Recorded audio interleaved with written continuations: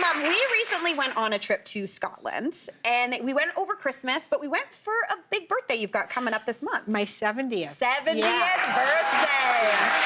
There was a little bit of a celebration. We went to Scotland. We stayed in Edinburgh for a few nights, which was absolutely beautiful. There we are. Yeah. And then we also stayed in this little town that was called Pittenweem. This was literally like right outside our door. That's where we parked. Aaron was our driver. It's he did like a great being job. in a novel. It literally felt like we were in a novel. It was so And stunning. there was a Michelin star restaurant on our street. And that was my stove. Yeah. Look at that stove. Yes. That's why we Oh. rented the place we did. I was so excited about it. It's beautiful. Yeah, it was. That's the view outside of my bedroom window. It was really lovely. This little town's called Pittenweem. It's a little fishing village. Yeah.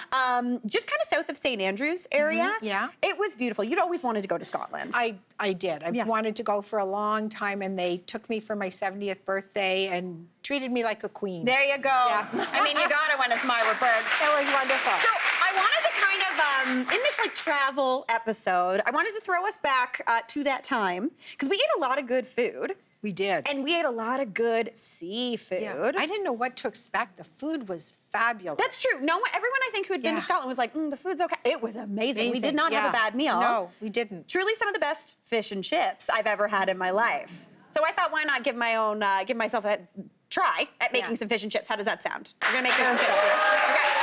All right, Mom, you stay comfy. Okay. I'm gonna get you to give me a hand in a minute, if that's okay. Oh, okay. We You love trust fish- me? I trust you. We can do this. You got an easy job. Yeah, you got the. I'm gonna give you an easy job. Don't worry, it's gonna be good. So we're gonna get to work on some classic fish and chips. They are super simple to make. You do have to deep fry if you're going classic, so that's the only thing that's a little bit of a pain. But honestly, nothing does a fish and chip like a hot little pot of oil. Oh, that crispy coating, so good. Now, the first thing we need to do to get to work on these fish and chips is actually make a breading or a coating for them. So I've got a bowl here, and into there I'm gonna combine half a cup each of all-purpose flour and cornstarch. Now, the all-purpose flour gives you like nice golden brown color, gives you a little bit of gluten to stick everything on there. The cornstarch just gives you crispy factor. Like crispy, crunchy. Cornstarch isn't gonna turn golden brown, so that's why you want the flour in there as well. But the cornstarch gives you like crunch, crisp. You want crispy. You need crispy. Yeah, you need the crunch. You don't Those are want, those like- little bits on the end. Yes, the little scraggly best bits. part. Oh my God. Well, this won't fit, so we're gonna do this. Okay. We're just gonna do this. Now, lately, Mom, I'm not gonna lie, I feel like you're gonna appear to have less and less cornstarch because I noticed that. I know. Sometimes it's really handy we're living with your mom because anytime you need a cup of sugar, you just go to your mom's house. You should see when you go away what I'm doing. I know. I was gonna say you're probably using all my stuff. All right, so I've got that done. Right now, this is just gonna be a dredge for the fish. So I'm gonna give that a whisk together. That's all I need for that dredge. Basically, just something dry and powdery that's gonna stick on the outside of that fish. That's gonna help the batter stick on a little bit later. So get that nice and whisked together.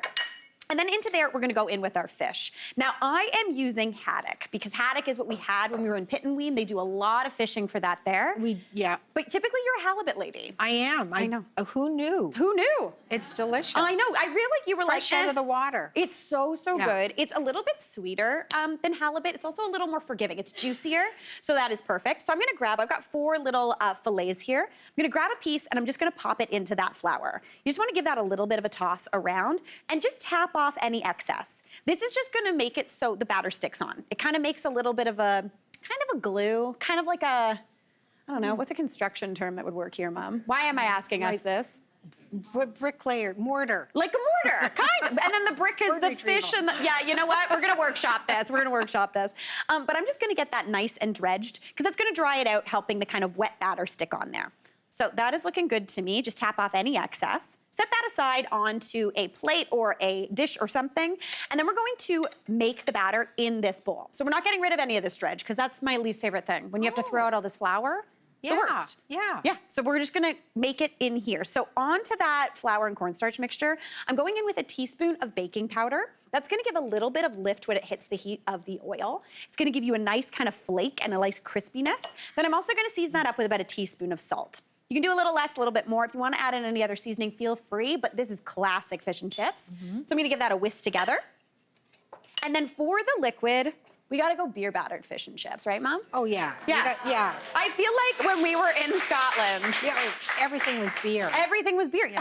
I've never seen you drink so much beer. I know. I didn't know I liked it that I much. know, it was great. There was We're having that a good old one, time. I can't remember what it was called, but I know, that one was good. I was hunting for it. I know. There was this little pub just at the top of our street, the West End Bar. Yeah. That was what it was called. We became friends with the lady. It was Yeah. fantastic. We had our Christmas Eve dinner there. We did, and they were so nice. They gave us the hats because we didn't have our Our Christmas crackers. hats. You know the Christmas yeah, crackers? the crackers, yeah. I was so very they pumped gave about them to that. us. All right, so I'm going in with about 2/3 of a cup of beer. I'm pouring this terribly. My grandpa would be devastated right now. My dad owned a bar. Yeah, my mom's And yet dad owned a bar. I knew how to pour a beer when I was 6. There you go. That's my mom, ladies and gentlemen. Now, you do want to use a cold beer. Make sure it's cold because that's going to make you a lighter, fluffier batter, crispier. Okay. If you don't want to use beer, you could easily do this with soda water. That would work as well.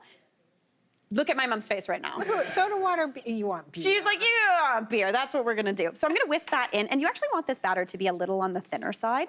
So just get that nice and mixed in. You're gonna think you want it thick because you want a nice thick batter, but it puffs up because of that baking powder in there. It's like pancakes. Yeah, but like it's almost like a crepe actually. So give that a nice little whisk. Perfect. And then to get this frying up, it's really, really simple. That's literally it, all the ingredients you need. The only other thing you need is some hot oil. So I've got some canola oil here. You could also use vegetable oil. And that's heating over medium heat. That you want at around 350 degrees. So once it's up to that temperature, to test it, you can put in a little drop of the batter, see if it fries up. But I'm just gonna go in. We're gonna grab a beautiful piece of that fish, dunk that in the batter, making sure it gets nice and coated. Just a thin little coating, and then I'm gonna go straight into that oil. You wanna lay it away from you so you don't splash, so pop that right on in. Oh. Whoa. Yes, this is an exciting day. I love making fish. Do you see how puffy that's getting? It's getting crispy, yeah. It's getting puffy. Yeah. You can see all the craggles happening. This is going to be delicious. We're all gonna smell like deep fry, it's fine. Don't worry about it. Pop that in. That only needs about 6 to 8 minutes to cook. You just want it to get golden brown and crispy. I'm gonna let that do its thing. While that does its thing, Mom, would you do me a favor? Yeah. I'm gonna put you on French fry duty, chip duty. Are you ready? Are you gonna let me boil, like fry something? I'm not. We're gonna use our good friend the freezer. We're gonna use our good friend the freezer here for the chips. I make these all the time. You do. My mom is a freezer French fry aficionado. I bet you it's 417 minutes. 417 minutes? Where's the... Not 417 minutes, No. 425. 425. 425. Oh, for 10 minutes. Oh, you gotta switch it up. These are quicker. These are newfangled fries. Okay, Mom, you pop those onto a nice little pan. While you're doing that, I'm gonna quickly make up a tartar sauce. So that fish is frying, Mom's getting to work on the fries. For a tartar sauce, super simple to put together. Mom, is our favorite sauce not tartar sauce?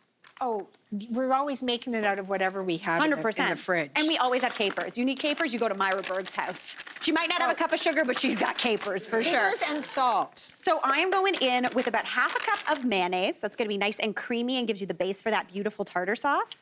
Then into there, I'm going in with the zest and juice of half of a lemon. So we're just gonna pop that right on in. And if you want your frozen fries to work well in the Myra. oven, you have to put them in a single layer. This, They can't be over top of each other. are you coming for my job right now? Yeah. Oh, look at her go, okay. I love this energy. Also, this is the most attention to detail I've ever seen someone put into laying French fries out. All I'm right. a rule follower. In goes, no, you are not. I'm a rule follower. You are not a rule follower. Well, not your rules. Yeah. Don't you see what I do when you go away? I know. I'm can't- making this. Oh, geez, Louise, here we go. All right, into there, we're also going in with about 3 tablespoons of chopped pickles, 2 tablespoons of chopped capers, and then I'm just gonna chop up some dill and parsley. Not enough fries, but we'll I can do. more. No. They're not supposed to touch. Okay, really. there you go. We're gonna get these crispy. I'm gonna pop these in the oven 425 for 10 minutes. 425 for 10 minutes, Okay, and it doesn't perfect. say to turn them on this one. Okay, well, there you go. We're gonna get those cooking. That fish is frying. The tartar sauce is almost done. Oh my gosh, what a Birthday delight. present. It was a good time. We ate very good food. Look at how cute. Oh my gosh, Mom, that's where we went to. What's that beach? St. Andrews, and I ran singing Chariots of Fire. She insisted we go to that they beach took so a she could video. run on it and do like that's me making a chicken in our kitchen. Yeah. It was such a good time. And then, this was the day you got a free glass of champagne because it was your birthday and you would not share.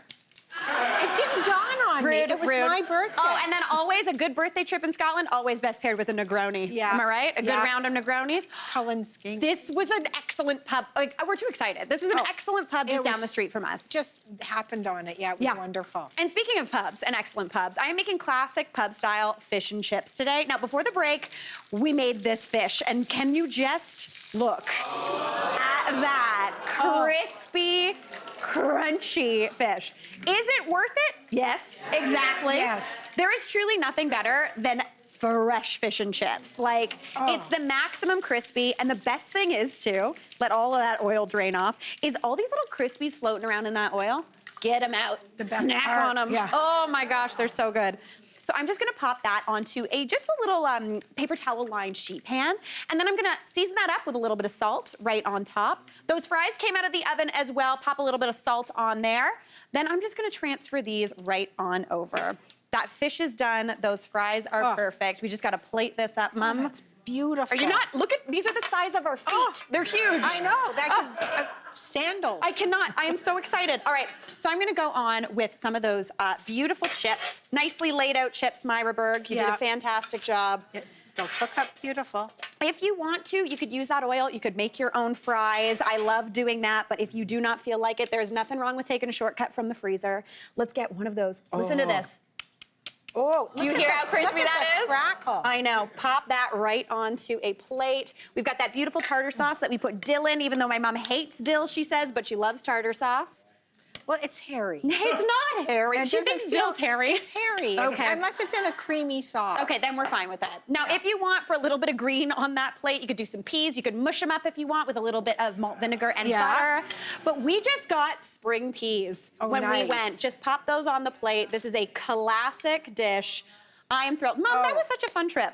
Oh, it was, I had the time of my life. Yeah. Did stuff I couldn't do because Aaron drove. Aaron driving on the wrong side of the road, absolute wizard. Yeah, he was. All right, well, Mom, let's dig into a little bit of go down memory lane with this. Let's take a, I think we got to do a fry because this fish is lava hot. Yeah, I think so too. Get into that tartar sauce. Cheers to you, Mom. Cheers. Great travel, buddy. Hey, Mary here. What did you think? Drop your comments below, and don't forget to like and subscribe for more of the good stuff.